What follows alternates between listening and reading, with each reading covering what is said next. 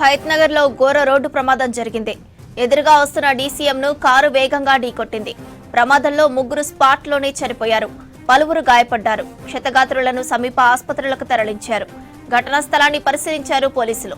Case నమోదు చేసుకుని దర్యాప్తు చేపట్టారు. ప్రమాదానికి గల కారణాలు, మృతుల వివరాలపై ఎంక్వైరీ చేస్తున్నారు.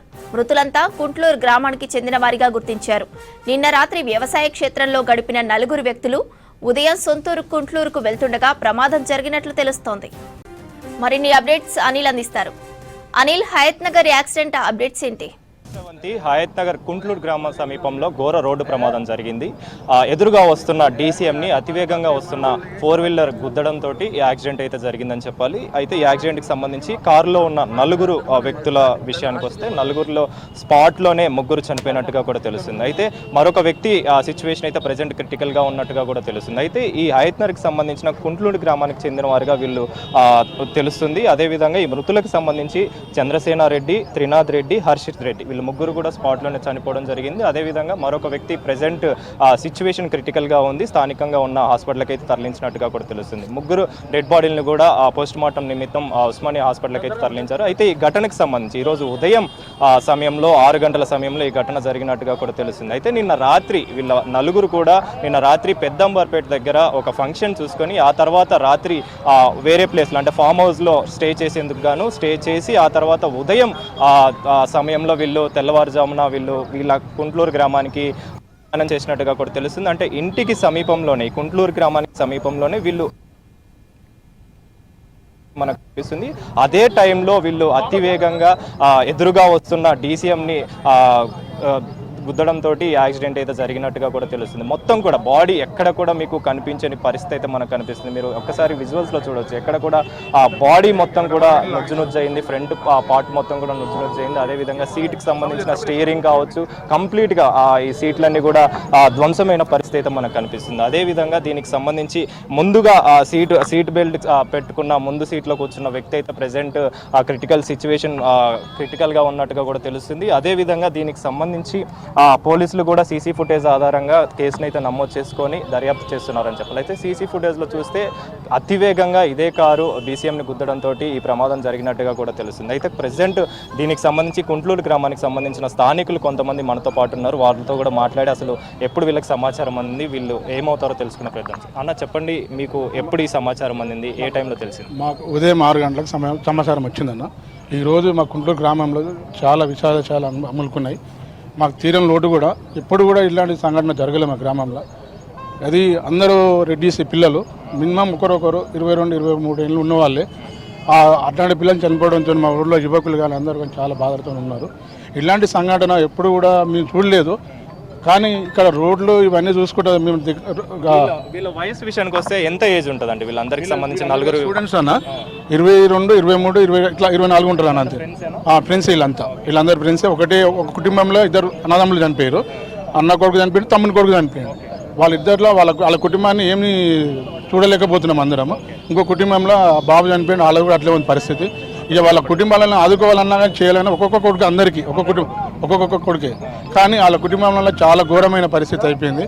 కానీ ఈరోజు వాళ్ళని బాధను తీర్చాలంటే ఏ దేవుడు కూడా తీర్చలేడు, మనం కూడా తీర్చలేము. అది చాలా తీరం లోటు అయింది వాళ్ళకి. ఇప్పుడు ఈ బాడీలకు సంబంధించి కావచ్చు, ప్రజెంట్ క్రిటికల్గా ఉన్న పొజిషన్ వ్యక్తికి సంబంధించి కావచ్చు, ఎక్కడెక్కడికి తీసుకెళ్లారు, ఏ విధంగా ఉంది అన్న? ఈ 3 బాడీలు, ఈ 3 చనిపోయిన 3ని ఉస్మానియా హాస్పిటల్ తీసుకుపోయారు. మిగతా అతను ఇంజూర్ అయిన అతన్ని ప్రైవేట్ హాస్పిటల్ సన్రైజ్ హాస్పిటల్ నుంచి యశోద హాస్పిటల్ తీసుకోవడానికి ప్రయత్నం చేస్తారు. 4కి సంబంధించి వీళ్ళు అందరూ కూడా ఫ్రెండ్స్ అని చెప్పేసి అంటున్నారు. అంటే నైట్ టైం ఫంక్షన్ చూసుకొని ఉదయం సమయంలో వస్తున్న టైంలో ఇది జరిగిందని చెప్పేసి చెప్తున్నారు. అంటే మీకుందన్న సమాచారం ఏంటి? నాకున్న సమాచారం అంటే ఫంక్షన్ అంటే నాకు పోయినదని సమాచారం వరకు తెలుసాను. మిగతా వాళ్ళ ల్యాండ్ ఏదో సొంతం ల్యాండ్ ఉంటే అక్కడ ల్యాండ్ దగ్గర పోయి రిటర్న్ వస్తేప్పుడు ఉదయం 5:45 జరిగిన విషయం ఇది. మాకు ఇక్కడ ఉన్న స్థానికులు ఫోన్ చేయడంతో నేను ఇక్కడ స్థానిక కౌన్సిలర్ని కూడా అయితే ఈ విధంగా నాకు సడన్గా తెలియగానే దగ్గరికి వచ్చి చూడగానే నాకు కూడా హట్ అయిపోయాను. దానికి చాలా బాధ అనిపించింది. ఇది ఈ టర్నింగ్లో ఎక్కువ ఇంతకుముందు గతంలో 2-3 జరిగినాయి అన్న. ఇక్కడ కూడా వెహికల్ ఉంది, ఆ పక్కన వెహికల్ ఉంది. ఈ గతంలో కూడా పోలీస్ వాళ్ళకి వీళ్ళందరూ సమాచారం ఇవ్వడం జరిగింది. వాళ్ళు కూడా తీయడానికి ప్రయత్నం చేస్తున్నారు. వాళ్ళు ఏదంటే అదంటే చూస్తున్నారు కానీ ఇంకా దీన్ని ఏం చేయట్లేదు. కాకపోతే ముందు ఇది జరగకుండా చూడాలని చెప్పి పోలీసు వర్గాలను కానీ గవర్నమెంట్ కానీ మేము కోరడం జరుగుతుంది. ఇది చాలా ఎన్నోసార్లు జరిగింది. ఇక్కడ కాకుండా ముందు 4 రోడ్లని ఉంది, అక్కడ కూడా అదే సేమ్ యాక్సిడెంట్లు అవుతున్నాయి. ఇది ఇట్లా అంటే తాకిన స్పాట్ ఎగిరిపోతున్నారు, ఇక మళ్ళీ చేతికి రావట్లేదు. అట్లాంటి సంఘటన జరుగుతున్నాయి ఇక్కడ. నలుగురు కూడా అంటే కుంట్లూరు గ్రామానికి ఎంట్రీ ఇచ్చిన తర్వాత ఇది జరిగింది. అంటే ఇంకొక 5 నిమిషాలు ఉంటే ఇంటికి వెళ్ళే పరిస్థితి ఉండేది. రెండే నిమిషాలు ఇంటికి పోయే సమయానికి ఈ యాక్సిడెంట్ జరిగిందని. ఇక ఎక్కడ ఇక వాళ్ళు పొద్దున్న వచ్చేసరికి అది ఎట్లా జరిగింది అనేది ఎవరం చూడలేదు. ఇక టైం బాగా ఆ డీసీఎంలో అతను వెళ్ళిపోయాడు, దొరకలే మాకు. మేము వచ్చేసరికి అతను లేడు, అట్లా ఉన్న వాళ్ళు ఎవరు లేరు. మా దగ్గర ఉన్న సమాచారం ఇచ్చినటువంటి విక్రమ్ రెడ్డి గారు వెంటనే స్పాట్ గ్రామంటే నేను వచ్చి చూస్తే మా స్థానికులు అందరూ వచ్చారు, గ్రామస్తులు వచ్చారు. ఇక వాళ్ళు పెద్ద ఓదార్చి చూడగా వాళ్ళకి ఏం చేయలేకపోతున్నాం, అసలు మేము ఏం చేయలేకపోయినాం. ఇద్దరు అగ్రికల్చర్, ఒక ఆయన బిజినెస్ చేశారు వాళ్ళ ఫాదరు. ఇక వాళ్ళది ఏం ఒక్కొక్కరే అదే సుంచు జంగారెడ్డి, సుంచు శ్రీనివాసరెడ్డికి ఒక్కొక్క కొడుకే, పిన్నిటి శ్రీనివాసరెడ్డికి ఒక్కొక్క కొడుకే.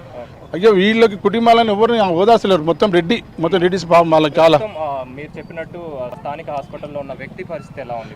ఆయన ఎల్మిటి శ్రీనివాసరెడ్డి కొడుకు అన్న, ఆయన కూడా కొంచెం ఇంప్రూవ్ ఉన్నాడని తెలుస్తుంది. మేము అక్కడ పోలేదు, హాస్పిటల్ పోలేదు ఇంకా. ఇప్పుడు వెళ్తాము, వెళ్ళి చూసి తెలుస్తాం మాకు ఏందనేది తెలుస్తుంది. సమాచారం రాలేదు మరి.